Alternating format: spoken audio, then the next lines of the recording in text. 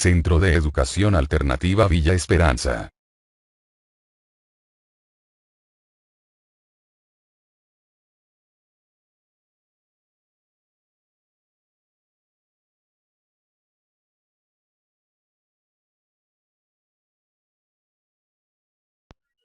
Bienvenidos tengan todos a esta clase virtual para la elaboración de proyectos educativos.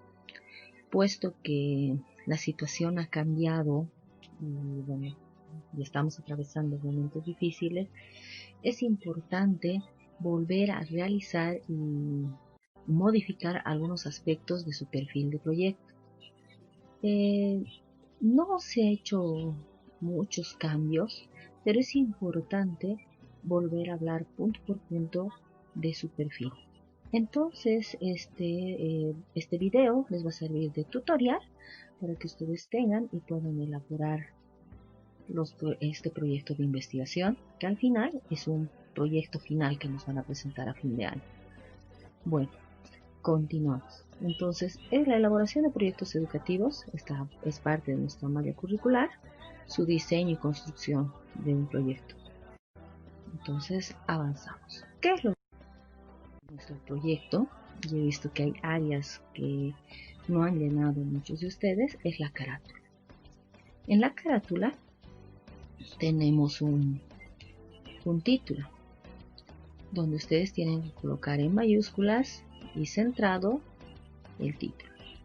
Si son dos personas las que están trabajando, apellido y nombre, como dice aquí, apellido y nombres, y su carnet de identidad, la fecha, y cada vez que me presenten un borrador tienen que poner la fecha de la que me están presentando.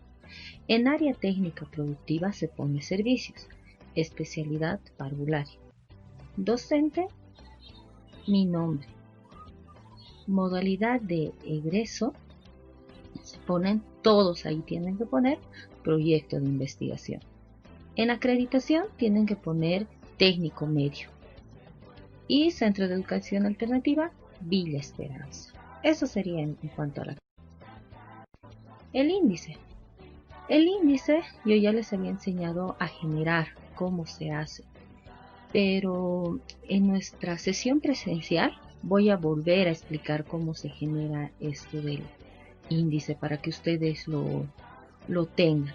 Pero en el nuevo formato del perfil ya está generado, o sea que ustedes solamente tienen que actualizarlo como ya les había enseñado. Pero de todos modos vamos a volver a recordar este punto. En cuanto a la introducción que viene después del índice, esta es la última parte que debemos escribir. Cuando hemos terminado todo, es la última parte que debemos escribir. Por eso ahora todas las personas que me han presentado sus borradores, si no está, no hay ningún problema, porque falta el marco teórico, parece que les falta varios puntos, hay un punto más que hemos agregado y hay otro que hemos quitado. Entonces, la introducción es lo último que se escribe. ¿Por qué? En esta parte se concentra el planteamiento del problema. También es una exposición de los antecedentes del tema que ustedes están desarrollando. Aquí se explica de manera explícita el problema, el origen del proyecto. Entonces la introducción es la parte inicial y llamativa del texto que estamos escribiendo. Todo proyecto de investigación se recomienda siempre que pongan 3 partes dentro de la introducción, ¿no ve? La introducción tiene que tener 3 partes. No podemos escribir alegremente todo, o sea, no podemos poner todo mezclado. Entonces tiene que estar en un orden sistemático y si el caso corresponde tiene que ser cronológico. Tiene que tener una introducción, una parte introductoria sobre el problema que se está abordando, el desarrollo del tema, un resumen, si pueden llamarlo. Bueno, lo llamemos un resumen porque también se escribe resúmenes en proyectos, pero se pone las partes más importantes de lo que está en nuestro proyecto. Y al final, una conclusión, un cierre que nos dé un pie para continuar leyendo su proyecto de investigación.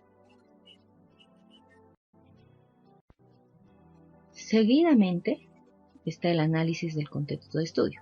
Esto es lo primero que escribimos. ¿Por qué? Tenemos que analizar el contexto de estudio. Tiene que ir de lo general a lo particular. Y yo les había dicho que partan de la unidad educativa donde están trabajando, del centro. No necesitan de la zona, ¿ya? Porque ahora ya es medio imposible conseguir esta información. Pero podemos haber hecho un análisis del contexto porque han tenido un tiempo de práctica. Las personas que trabajan están integradas en el contexto. Entonces casi se ha trabajado 2 semanas, o sí, me parece que casi 2 semanas. Y entonces ya han tenido un tiempo suficiente para delimitar. Entonces empiezan desde la unidad educativa y terminan describiendo su unidad educativa. ¿Por qué? Porque esta es la parte de la presentación del contexto. Esta es la base donde se va a desarrollar el proyecto. Entonces, justifica, es una forma de justificar por qué hemos elegido este proyecto de investigación. Entonces, eso es lo que hace. ¿Dónde? ¿Qué es dónde voy a aplicar este proyecto? Entonces, incluye todos los datos que ayuden a conocer el problema. Por eso les decía hace rato. O sea, tengo que entender por qué he elegido este proyecto de investigación, de qué forma se relaciona con este contexto. Entonces, no puedo ponerlo al azar y no puedo poner en desorden. Entonces, tengo que centrar el contexto, dónde voy a irlo a aplicar. Y por sí solo se va a responder su proyecto. Entonces, todo tiene que estar relacionado. Entonces, uno a medida que tiene que ir leyendo su proyecto, tiene que ir entendiendo por qué ustedes han elegido ese proyecto de investigación. En la parte del diagnóstico,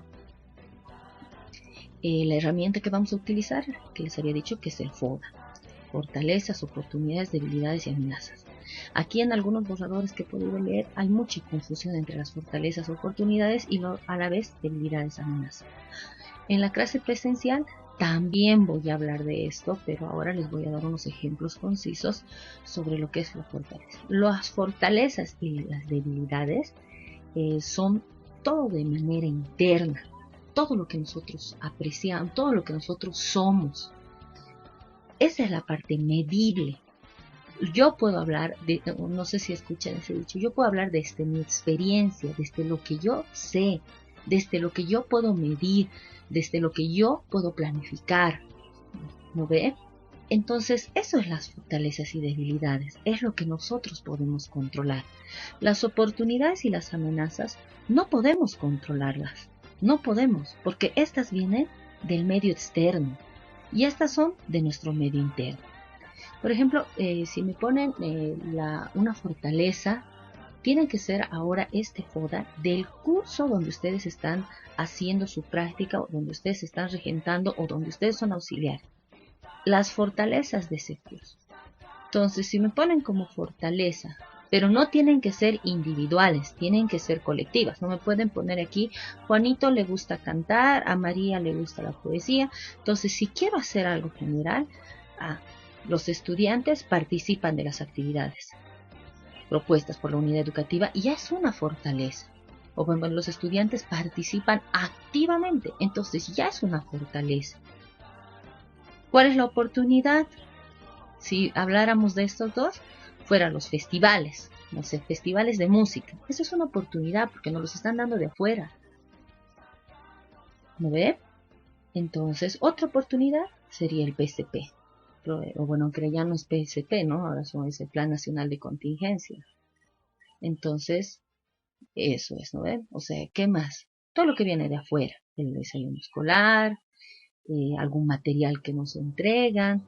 Entonces, todas esas medidas que vienen de afuera de nuestro curso, de afuera de este grupo de estudiantes, ya es una oportunidad. Lo mismo con la debilidad. Igual, no podemos hacer criterios o puntos individuales, tiene que ser colectivo. Ahora, si ustedes ponen como debilidad el retraso, yo les digo que es una amenaza. ¿Por qué? Porque este niño de 5 o 6 años, o de 4 o 5 años, perdón, no decide a qué hora sale de su casa y no decide si llega temprano o si llega tarde. Entonces, retraso de los estudiantes. ¿Por qué? Porque hay alguien que los está mandando tarde. Ya es una amenaza. El resfrío, por ejemplo, no es igual una debilidad. Esta pandemia no es una debilidad. Esas son amenazas, amenazas que no podemos controlar. Las debilidades pueden ser las dificultades de aprendizaje, los problemas de lateralidad, problemas de orientación, otros problemas que nosotros identificamos dentro del curso, dentro del aula, en nuestro grupo de estudiantes. Esas son las debilidades. Si no son todos los niños, la mayoría las presenta. Entonces, por ejemplo, la mala alimentación no es una debilidad, es una amenaza porque viene de afuera. Nosotros no los alimentamos. Ellos vienen así desde sus casas. Entonces, esas son las diferencias. Lo que nosotros podemos medir, planificar, observar, apreciar son las fortalezas y las debilidades. Todo aquello que es improvisto, eso lo que no hemos prevenido, esas son las oportunidades y las amenazas.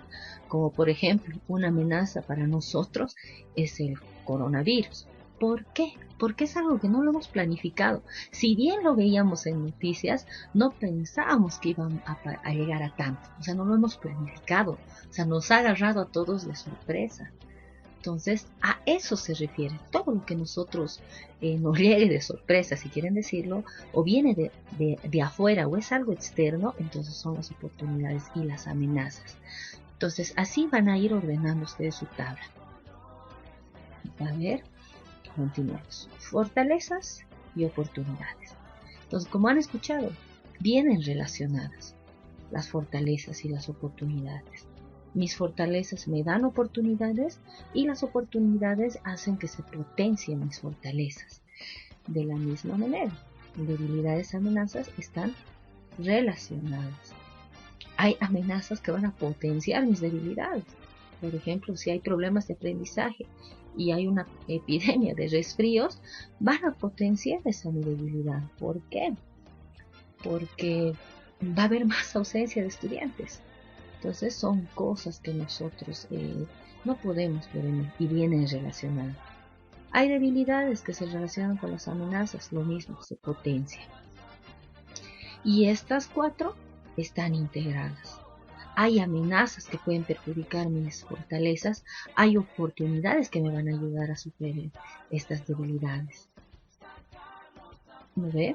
Entonces, las estrategias que yo utilice, la forma en la que yo planifique mi proyecto va a ayudar que estas debilidades que se les dé un grado de solución. No es que lo vamos a solucionar al 100%. La interpretación. Después viene la interpretación de los resultados de la matriz FODA. Pero ¿cuál es en realidad el resultado que más me interesa a mí? ¿De dónde van a ser mi proyecto? ¿O nace de mis fortalezas o nace de mis debilidades? Entonces interpreto. Estos dos se pueden mencionar, pero no detalladamente como esto tiene que ser interpretado. Es más, al interpretar estos dos, vamos a apoyarnos en estos dos parámetros que hay acá. ¿Lo ven? Entonces, determinar los resultados de la matriz FODA. Entonces, a partir de la interpretación de mis datos, voy a empezar a determinar los resultados. Aquí voy a elegir, no sé, unas tres debilidades, voy a priorizar, porque estoy viendo que eso es lo que más hay en porcentajes en el curso. Esto es lo que más hay. ¿Ya? Hay algo que me olvidé mencionarles del análisis del contexto, es ahí donde tengo que poner también la cantidad de mis estudiantes. Todo eso es importante porque tengo que ver y analizar a la población a la que estoy estudiando o la que me está sirviendo en este caso para hacer mi proyecto de investigación. Obviamente este proyecto de investigación no va a tener tal vez como hemos pensado una parte de ejecución. Por eso es que se ha cambiado un punto. Este proyecto es un proyecto de investigación teórico, científico, si así lo quieren decir, con resultados a largo plazo, que si ustedes un día van a querer darle continuidad a este proyecto, lo van a poder hacer. Vamos a seguir. Entonces, ven, están relacionados los 4. Delimitación del problema de estudio. No puedo delimitar mi problema de estudio si mi matriz FODA está mal establecida. Si aquí en la matriz FODA he establecido 3 problemas, aquí ya tengo que priorizar el problema. Tengo que hacer la priorización del problema. El qué. ¿Qué voy a estudiar? ¿Cuál va a ser mi objeto de estudio? ¿Ya? Entonces se puede poner en esta priorización del problema, se puede poner en un párrafo afirmativo o en un enunciado en pregunta. Pueden ponerlo en forma de pregunta. ¿Qué voy a hacer? ¿Cuál es mi objeto? ¿Cuál es el problema que quiero llevar adelante o investigar? Entonces, ¿qué es? O sea, ¿qué es lo que estoy eligiendo? ¿Qué es lo que quiero hacer? El qué. ¿Ya? Entonces, este es el primer paso de la realización de una investigación. Ya he hecho mi diagnóstico. Entonces ya tengo que priorizar. Voy a tener los recursos, voy a tener la información para abordar este problema. No se olviden que hay una construcción de un marco teórico. Y la mayor fuente de información que va a salir va a ser del Internet. Una vez que he obtenido esto, recién puedo elaborar una propuesta del título del proyecto. Tiene que ser conciso y específico. Se tiene que reflejar el trabajo. Tiene que ser llamativo. ¿Ya? Nace del planteamiento del problema. Entonces aquí se va a dar a conocer lo que es la investigación. Es la tapa del libro. Así se los quiero mostrar. Uno muy rara vez agarra un libro que no le llame la atención el título. Entonces este título nace de aquí.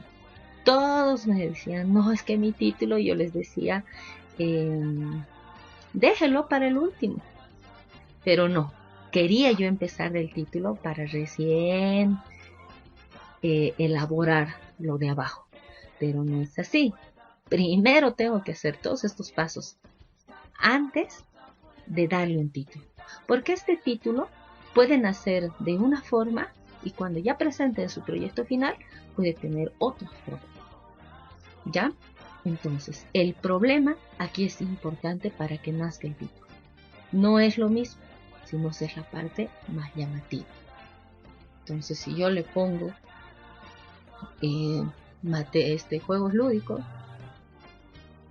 juegos lúdicos que contribuyan al desarrollo de aprendizaje. Listo.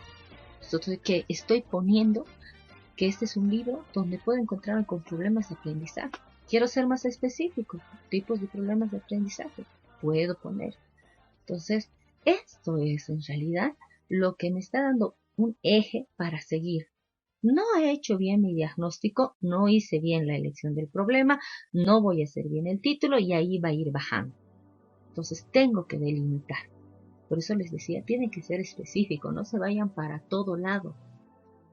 Pero si ustedes han elegido primero el problema antes de hacer su diagnóstico, entonces ahí ya tienen que ver que hay una falla. La hipótesis. Esto es lo que se está incorporando. La hipótesis. ¿Ya? Al ser un trabajo, un proyecto ya teórico, tenemos que tener una hipótesis. Una hipótesis que es una afirmación que nos vamos a plantear nosotros y que, por ejemplo, vamos a seguir hablando de los juegos didácticos. Yo puedo poner los juegos didácticos afirmándolo. Los juegos didácticos sirven para mejorar la dislalia. Ahí está, así. Entonces, esa es mi hipótesis. Entonces yo tengo que buscar información teórica para respaldar esa hipótesis. Como dice, primero tengo que definir mi problema y luego hacer una afirmación sobre este problema. ¿Ya? Entonces, como les decía, se construye de esa forma. El investigador tienen que elaborar una explicación provisional del problema. ¿Ya? Esta afirmación o esta aproximación se denomina hipótesis, es una afirmación, ¿ya? Como les decía, si yo estoy afirmando que los juegos lúdicos o que los juegos lúdicos con globos me ayudan a mejorar la dislalia. Entonces, si yo ya estoy afirmando eso, ustedes pueden decirme, no, Lisa, no es así, pero yo les voy a decir, sí es así porque yo lo he investigado. Entonces, esa es la forma en la que se elabora. ¿Se están dando cuenta? Entonces, cada vez más mi proyecto de investigación se va cerrando. La hipótesis implica una duda. ¿Sabe? O sea, en parte no tenemos certeza de eso, pero sí lo afirmamos y sobre todo lo suponemos. Puede ser que yo me plantee una hipótesis y no voy a encontrar la información requerida para respaldarme. Entonces mi hipótesis se va a tener que reformular o va a tener que salir en negativo en mi proyecto. ¿Lo ve? Entonces, al plantearme la hipótesis, me estoy planteando sin saber que es cierto, sin saber, sin tener la certeza de que es real. Entonces, pero es una suposición, como les he dicho. Los juegos con globos contribuyen a mejorar la dislalia. Entonces, que hasta que no lo investigue, no refuerce, no haga la investigación correspondiente, se va a quedar, sigue en una suposición. ¿Ya? La hipótesis es el puente entre el conocimiento ya obtenido y el conocimiento nuevo. Entonces la hipótesis es ese puente entre lo que nosotros más o menos conocemos o ya tenemos una idea, o tal vez lo he leído, tal vez un artículo, es un conocimiento previo, o sea, a un conocimiento nuevo. O sea, mi conocimiento previo, o sea, la hipótesis me va a ayudar que mi conocimiento previo de lo que estoy hablando de los globos y de la dislalia, a que yo investigue y voy a adquirir conocimientos nuevos que refuerce mi hipótesis y que lleve adelante mi proyecto de investigación. Entonces, por ende, es una anticipación, ¿ya? Es una anticipación a los hechos, ¿ya? Que puedan existir, pero todavía no se conoce. Es lo que les estoy explicando, ¿ya? No sabemos si hay alguien que ha planteado la misma hipótesis o que ha abordado el mismo problema. Entonces, pero a medida que vamos a ir investigando, vamos a comprobar que existían dicha afirmación, ¿ya? La hipótesis se escribe una sola. Bueno, se puede escribir hasta dos, pero acá, en este proyecto, una sola hipótesis, ¿ya? Y ya está. O sea, es como si estuviéramos respondiendo a nuestro problema. Si mi problema de investigación ha sido la dislalia en niños de 5 años, entonces yo estoy afirmando que con juegos con globos voy a contribuir a mejorar la dislalia. Pero la dislalia fisiológica, no la congénita, porque la congénita hay que hacer una operación de frenillo, ¿ya? En cambio la fisiológica puede ser que cuando el niño está aprendiendo a hablar, a veces a nosotros como padres nos encanta hablarles como bebés y ya se mantiene. O sea, nosotros respetamos mucho su idioma de bebés y hablamos como ellos y ellos piensan que esa forma de pronunciar las palabras es correcta. Entonces, de alguna forma se ha alterado la fisiología del lenguaje, ¿ya? Entonces, se ha alterado la fisiología del lenguaje y a través de algunos ejercicios puedo corregir la dislalia. Entonces, por ello estoy proponiendo con juegos con globos. ¿Cómo? Más adelante voy a explicar la metodología, ¿no? Entonces, pero ese es, digamos, mi proyecto. Entonces, yo he identificado en mi problema de diagnóstico que la mayoría de los niños no pronuncian bien la R, pronuncian la L o hablan así y no quieren pronunciar bien las palabras y hablan así, ¿ves? Entonces yo sé que hay un tipo de dislalia. Y en un grupo a veces es difícil identificar quién tiene una dislalia en realidad fisiológica y otro que lo está haciendo porque lo está copiando. Pero entonces de esa forma incido en todos ellos. Y digo, bueno, mi problema va a ser la dislalia en niños de 5 años, con problemas de pronunciación en la R, en la L, en la D y fin. Listo. Ya está. Ese es mi problema. Ese es mi planteamiento del problema. Concreto y específico. No estoy diciendo problemas de la dislalia porque en realidad la dislalia es muy ampulosa, pero ya lo he delimitado en la pronunciación de 3 letras. O 3, 4 creo que he mencionado. Entonces, mi hipótesis, como dice aquí abajo, es un enunciado tentativo, o sea que va a responder de manera tentativa a mi problema. Entonces, ¿qué estoy diciendo? Que los globos van a contribuir a la mejora de la dislalia, que van a contribuir al pronunciamiento correcto de las palabras. Ajá, listo, ya tengo mi hipótesis. Puede ser que en el transcurso de la investigación no sean los globos, sean otros materiales. Entonces, ¿qué voy a hacer? Mi hipótesis se va a cambiar. Puede llegar a cambiar, pero necesito respaldarme. Porque en algún lado he visto, porque en algún lado he leído, o porque en algún video de para niños he visto un ejercicio con globos. Y hay gente que escribe sobre eso. Entonces, por algo lo dije. No lo dije porque por el azar de la vida. Lo dije porque en algún momento de mi vida como educadora, como mamá, como persona de la sociedad, lo leí. Tengo un conocimiento previo. Y ahora tengo que investigar si hay otras personas que han tenido una idea similar a la mía. Los objetivos. Después de haberme planteado todo esto, identificar el problema, formular mi hipótesis, recién puedo escribir mi objetivo general. ¿Por qué? Porque ya sé a dónde estoy yendo. Porque ya sé más o menos lo que tengo que hacer. Y el objetivo es el para qué. ¿Para qué me estoy planteando esto? ¿Para qué voy a hacer esa investigación? ¿Para qué? Ya, mi problema es la dislalia, con el mal pronunciamiento de nuestras letras. Mi hipótesis dice que los globos van a contribuir en este problema. Pero ¿para qué estoy haciendo?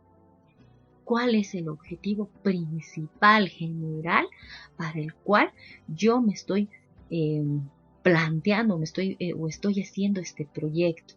Entonces es el propósito central del proyecto, ¿ya?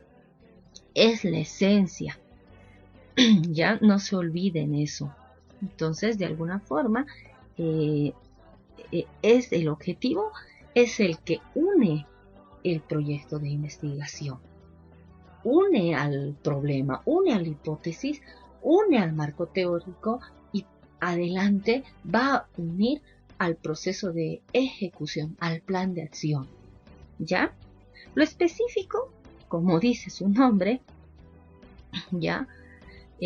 Sobre todo el objetivo tiene que ser medible, ¿ya? Y este objetivo tiene que llegar a ser alcanzable. El objetivo específico, como dice su nombre, es específico, ¿ya? Son precisiones, pasos. O sea, si este es el objetivo general que me voy a plantear, aquí tengo que hacer los pasos de cómo voy a llegar a alcanzar este objetivo general. Entonces, primero, mi primer objetivo específico sería acopiar información teórica sobre la dislalia. Y mi segundo objetivo será elaborar material y para contribuir y para esto, o sea, cosas así. Son 3 como máximo. Son 3 objetivos específicos que nacen de este general, no son otros, entonces nacen aquí. Entonces son los pasos que me van a ayudar para llegar y alcanzar y consolidar el objetivo general, ¿ya? Si este tiene que ser conciso, este tiene un mayor nivel de exactitud y tiene que ser mucho más conciso, ¿ya? Entonces, este objetivo específico, sobre todo, me va a ayudar a delimitar los métodos que voy a emplear para conseguir un resultado, para conseguir alcanzar mi objetivo. Entonces, a partir de estos objetivos específicos, yo ya voy a estar delimitando los métodos que voy a utilizar. La justificación. El por qué. Ya he hecho el para qué. Ahora es el por qué. Ya la justificación de la necesidad de investigar. Entonces, no puedo poner, porque si no me aplazo este semestre. Eso no es una justificación. Porque hacer el proyecto no es una justificación, es una forma que ustedes tienen para ascender al otro semestre. La justificación viene del problema, del objeto de estudio. Entonces, ¿por qué? O sea, el por qué. ¿Por qué?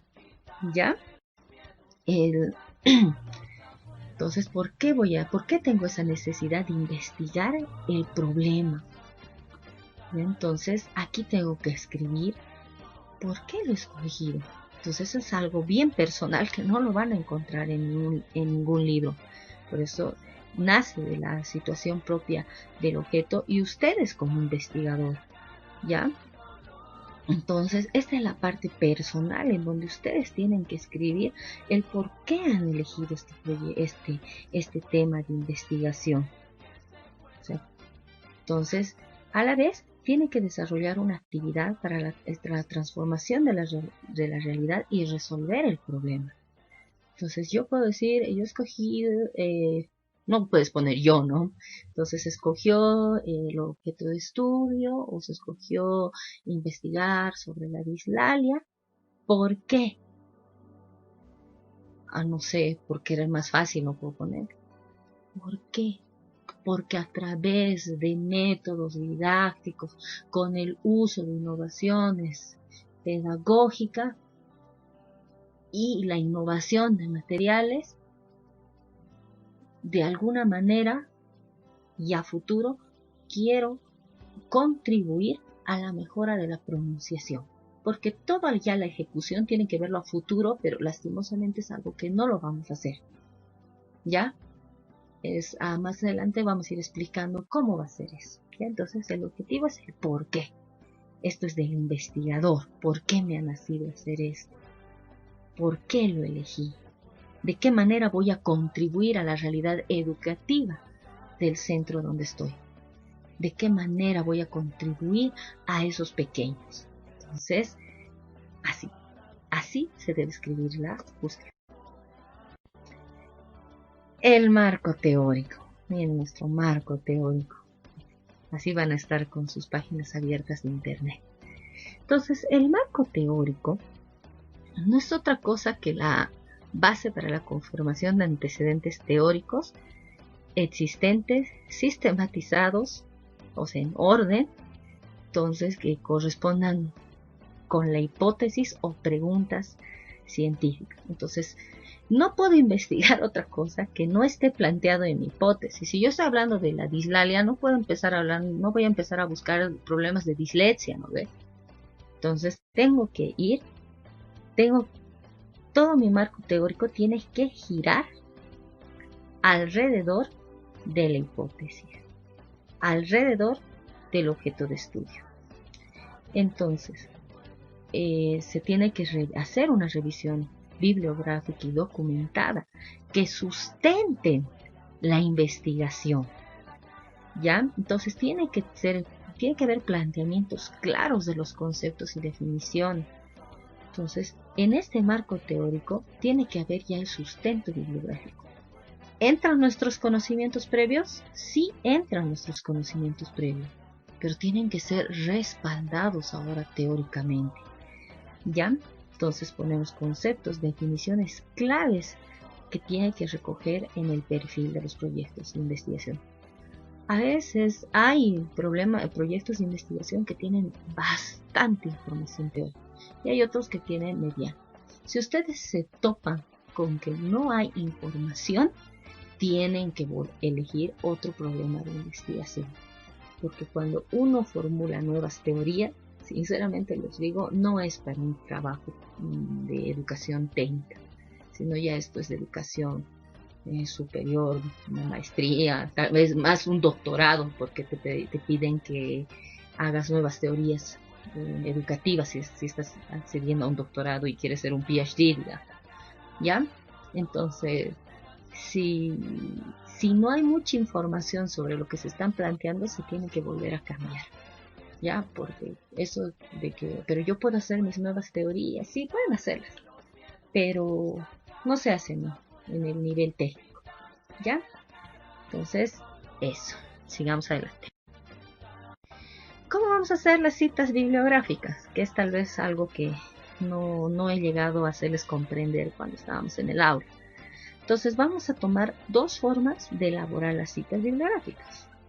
En un párrafo, se inicia con la redacción de una idea propia. Ustedes tienen que escribir lo que ustedes conocen. Por ejemplo, ¿qué conozco yo de la dislalia? Que sé que es un problema de la pronunciación, un problema sobre el lenguaje, que puede ser fisiológico, que puede ser congénito, que afecta a la mayoría de los niños, y ya. Ese es un conocimiento previo, algo que yo sé. Bueno, si han visto medio sí, es algo así, algo que conozco. Pero necesito mi refuerzo teórico. Y ahí viene con una sangría en letras cursivas a escribir mi referencia bibliográfica. Si tiene más de 3 líneas, se escribe en un párrafo aparte, con sangría y letra cursiva. Entre paréntesis, el autor y el año. Esto les he enseñado a sacar. Si es necesario volver a repetir, se los voy a repetir más adelante. Entonces, se escribe en un párrafo. Podemos terminar lo que yo estoy escribiendo, lo decía, ¿no?, de la dislalia, que es un problema de pronunciación de algunas palabras. Puede ser escrito, puede ser fisiológico, congénito, como nos menciona la siguiente cita, o como menciona el siguiente autor. Entonces, si es un párrafo cortado, digamos que empecemos desde la mitad y solamente desde esta minúscula, se escribe con minúscula y 3 puntos delante y con comillas. Eso me olvidé poner acá, es con comillas aquí, ¿ya? Todas las citas son con comillas. Una vez que termino de copiar mi cita o mi referencia bibliográfica, por último, se realiza una interpretación con sus palabras del sustento bibliográfico. Entonces aquí yo ya tengo una idea previa. Aquí tengo una idea ya científica, bibliográfica, respaldada, una teoría. Entonces tengo que interpretar en mis palabras todo este conocimiento. Y este lo tengo que volver uno solo. Saber interpretar lo que me está diciendo el autor. En la siguiente cita el autor menciona que, pues tengo que dar a conocer, no voy a copiar la misma cita. ¿Qué entendí yo de esta cita? Eso es lo que tengo que poner aquí abajo. Y la otra forma es escribir un solo párrafo. Acá, por favor, me he olvidado las comillas, ¿ya? Se inicia de la misma forma, se inicia con la redacción de una idea propia.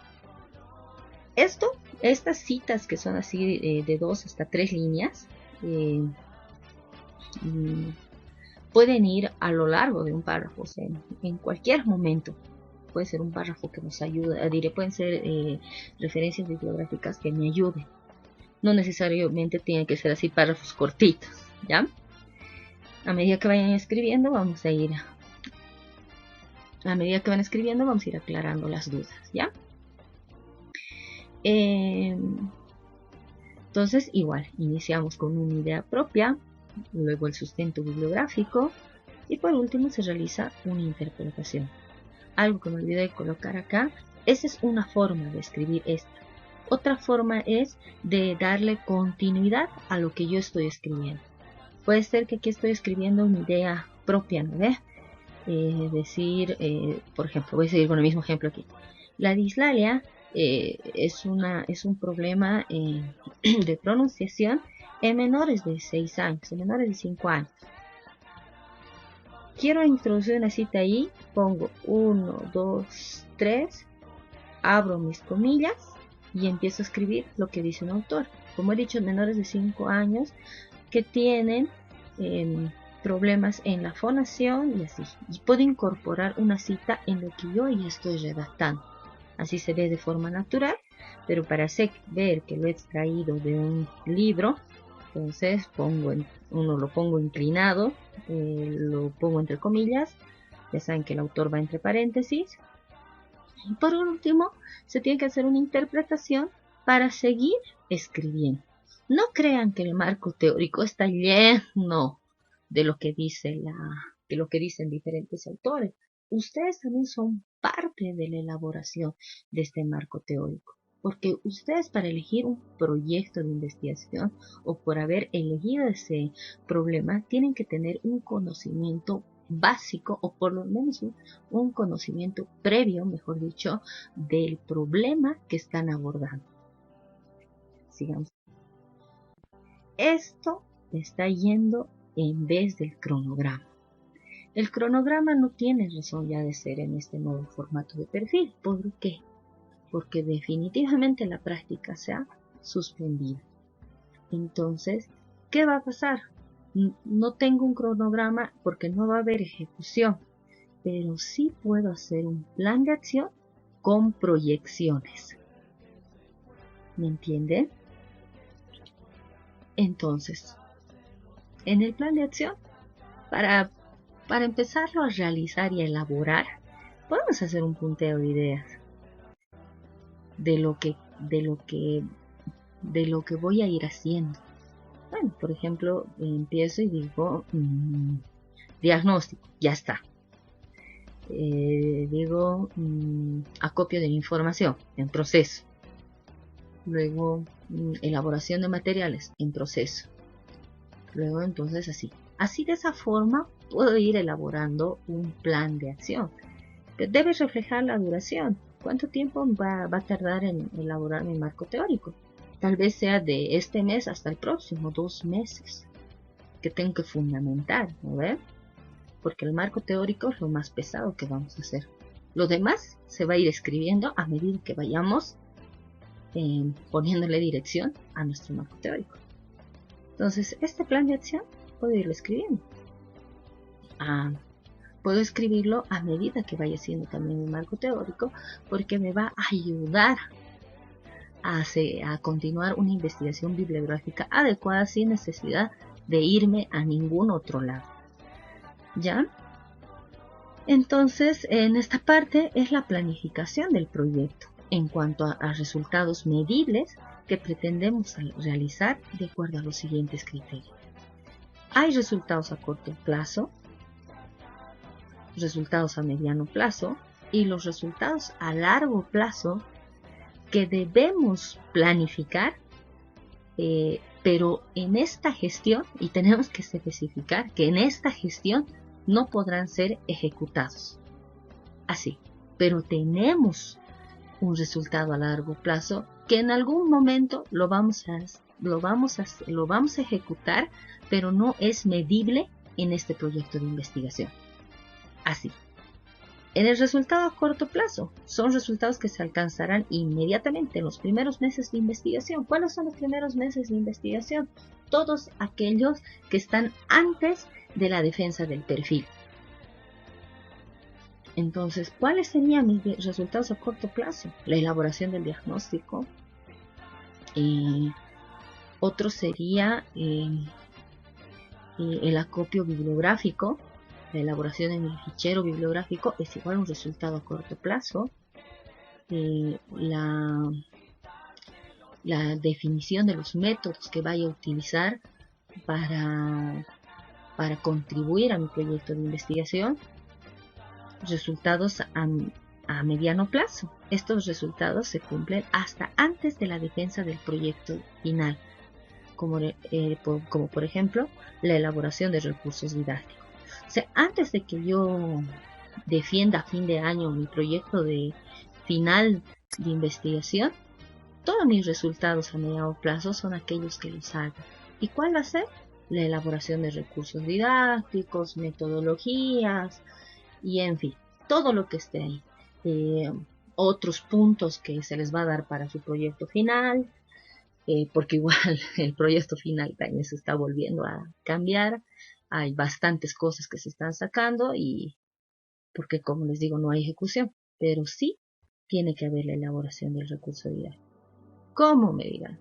¿Cómo si no vamos a tener tiempo? Y no sé qué. Esto del resultado del mediano plazo, preocúpense más o menos por el mes de julio para adelante. Ahorita lo importante son los resultados a corto plazo. Creo que he dicho recursos, resultados, ¿ya? Es los resultados a corto plazo. Esto es ahora lo que tenemos que alcanzar. Pero podemos planificarnos.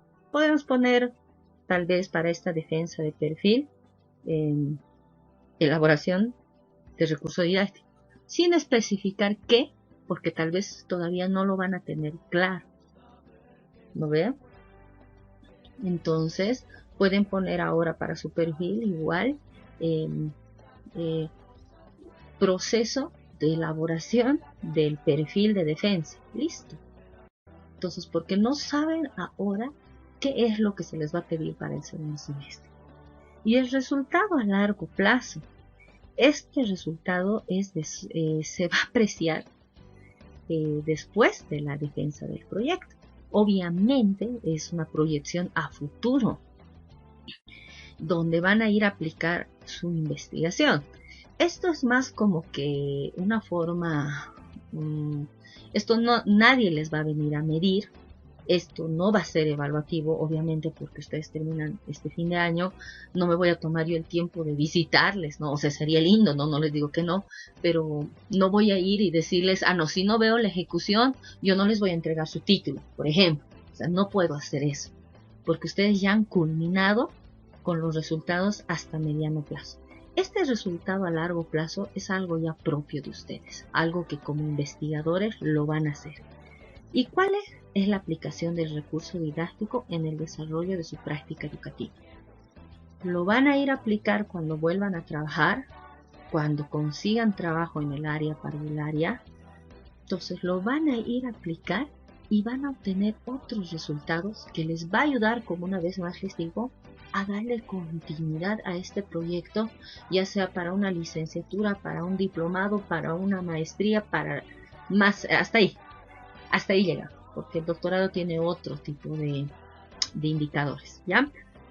Pero entonces, ya tengo ya un perfil de proyecto que voy a poder abordar. O sea, con este proyecto ustedes van a poder continuar trabajando, investigando, aumentándole cosas, ¿ya? Entonces, esto ya es algo más de ustedes, algo que en su defensa lo van a mencionar, pero más va a ser un compromiso profesional de ustedes. No va a haber nadie que pueda ver. Y ustedes al realizar la aplicación de ese recurso didáctico, ya se van a sentir satisfechos con ustedes y ustedes solos se van a evaluar. Entonces, esto sí o sí tenemos que ponerlo, pero de ninguna manera va a causar de decirles, no han concluido ustedes su trabajo. No, esta es una proyección a futuro y así la tienen que decir. Tienen que mencionar. Porque no sé si los niños, no creo que vuelvan a clases ahora. No creo sinceramente. Si se está pensando y realmente se ha impulsado mucho esto de las clases virtuales, entonces tenemos que ser realistas. Entonces a ustedes cuando les toque defender van a tener que especificar que con una proyección a futuro se ha hecho este recurso didáctico. Si les preguntan y les dicen, entonces usted no sabe si funciona, entonces tienen que decirle que es una propuesta, que este recurso es una propuesta. No están queriendo decir que con ese recurso van a ir a solucionar un problema, porque mientras no sea medible, mientras no sea ejecutado, no pueden ni rechazarlo ni aceptarlo. Entonces, pero antes siempre al tribunal se le va a explicar qué tipo de proyecto es para que no exista ningún tipo de confusión. Entonces como han visto, se incorpora la hipótesis y se cambia el cronograma con el plan de acción. parte de la bibliografía, les he enseñado a insertar citas, agregar fuentes, cómo se debían escribir, y etcétera. Esto voy a volver a reforzar en la clase virtual que tengamos, lo voy a volver a reforzar y les voy a volver a explicar. ¿Ya? Entonces les expliqué, ¿no? Que este cuadrito se incorporaba el autor, el título, y que se grababan las citas, y que esto nos ayuda a ordenar la información, ¿no es cierto? Entonces, si se genera sola, igual que el índice, pero si es necesario volverlo a explicar, lo voy a hacer. Bueno, nos debemos a los niños. Los niños nos dan la energía, nos ceden su imaginación, y a su lado todo parece ser posible. Entonces, ese es el mensaje. Mi proyecto de investigación ha nacido de la energía de esos niños y se va a ir construyendo a través de todo ese contacto en el tiempo que hemos podido estar con ellos, de su imaginación, de su creatividad. Ustedes han estado en contacto y saben lo que los niños necesitan y a la vez quieren. ¿Ya? Y a pesar de la distancia, a su lado de ellos, al solucionarles sus problemas, sus necesidades, todo es posible. Espero que este video les sirva realmente para poder realizar sus perfiles de proyectos. Es hasta este punto del plan de acción que deben presentarme. Ya en la clase presencial, bueno, la clase presencial virtual, vamos a seguir hablando de esto y hay muchas propuestas para trabajar con ustedes el perfil, para que no nos sintamos solos. No se olviden que estoy para cualquier duda, para cualquier consulta. Hasta la próxima.